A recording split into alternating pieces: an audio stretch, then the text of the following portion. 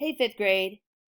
So by now you should have heard Miss Frommelt read the first chapter of Bound for Oregon, or you yourself have read the first chapter. So what I'm going to do now is I'm going to give you the directions for your Bound for Oregon journal entries and the directions going forward for each of these journal assignments that you will have. So this document right here that I'm showing you will be attached to Google Classroom. You will all get your own copy. So the directions say you will be creating a journal about your own experience on the Oregon Trail. So like the Todd family in Bound for Oregon, you are going to create your own personal journey on the Oregon Trail. You're going to decide what things you want to take, what family you're going to take, the events along the way. This is all your own made up creative story about a journey going west. So you will use what you learned from Bound for Oregon, the videos you have watched, and your creativity to help create your journal entries. For each box, jot ideas from the book and then ideas for your own Oregon Trail experience. So each of these boxes, the top box is asking you for notes that come from Bound for Oregon. So when it says reasons to go west, what were some of the reasons that they were going to go west? The next box below it says ideas for my journal. So in this box, you are going to jot notes or ideas that you want to have in your personal Oregon Trail journal experience. These boxes are notes. They are not full paragraphs. They are not what you are planning to write for your final journal entry. These are just examples for you to have as we move forward, okay? So something to think about. Your journal entries need to be realistic. So you can't have that a shark came out of the water while you were on the Oregon Trail and attacked someone. You can't have that a tsunami came and wiped away everybody. You can't have the coronavirus having people die on the Oregon Trail. Also, I've listed on here, you can't have technology, so cell phones, iPads, TVs, washers, dryers, any of those things, microwaves. None of those things existed in the 1800s. So those can't be a part of your journal because they were not invented or created or available at that time.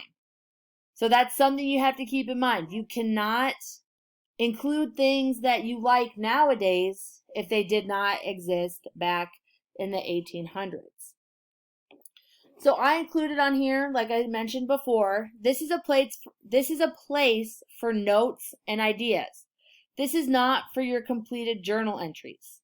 You will want to complete this journal template after each of the 2 chapters. So every time we're going to read a chapter, 1 chapter or 2 chapters. So you want to make sure by the 2nd chapter, after it's read, you have this completed, because then we're going to move on to chapter 3 and 4, 5 and 6, and so forth.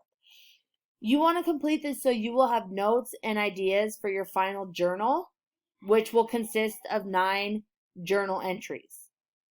So you have to keep notes and ideas all the way through the book. And then at the very end of the book, you are going to write a journal and you're going to have 9 entries. I wouldn't hold this off and do it all at the very end. You need to have journal entries from each of these different assignments that you have to do for this template. So you have to pull ideas from journal assignment number 1.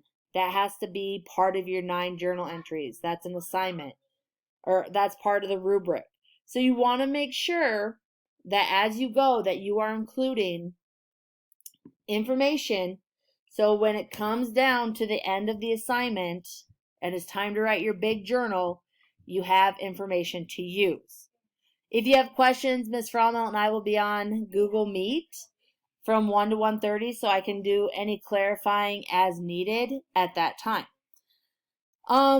Something else to keep in mind. So at the beginning of the school year or earlier in the school year, we went to Living History Farms.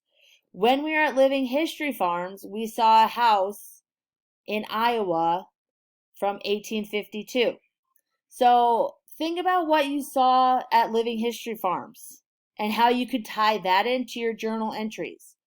I also included this link, Visit Living History Farms, because if you click on this, it will take you to the 1700s, the 1850s, the 1900s, what those houses at Living History Farms looked like. So use that if you need to, just to get your mind going and thinking. Reference those videos that Ms. Frommelt had you watch on Tuesday. All right, this assignment is meant to be fun. It's fun to think about what kind of Oregon Trail experience you could have had, what family members you could have taken.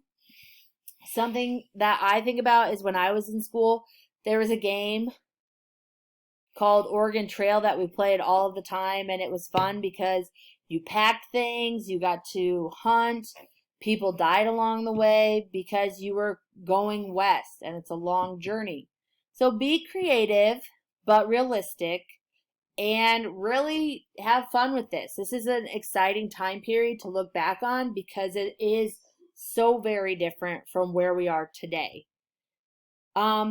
If you have any questions, again, Ms. Frommelt and I will be on Google Meet from 1 to 1:30, and I hope you have a fun time planning your trip west.